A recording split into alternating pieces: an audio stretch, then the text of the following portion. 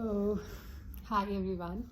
ये वीडियो कुछ ज़्यादा इंफॉर्मेटिव नहीं है but it's about some comments I have scene.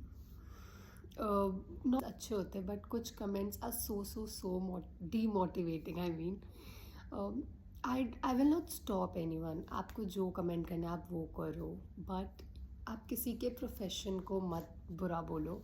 For you it might be not good but for me it is a way of a livelihood. मतलब it's for my living, all entire thing it just depend on this, so just do not say anything wrong about it, because आपके लिए वो कुछ ना हो but मेरे लिए कुछ है तो मुझे बुरा लगेगा ऑब्वियसली। इसको लेके भी मुझे अभी तो ये स्टार्टिंग है और भी सुनने को मिलता है। So thank you so much all of you, lots of love.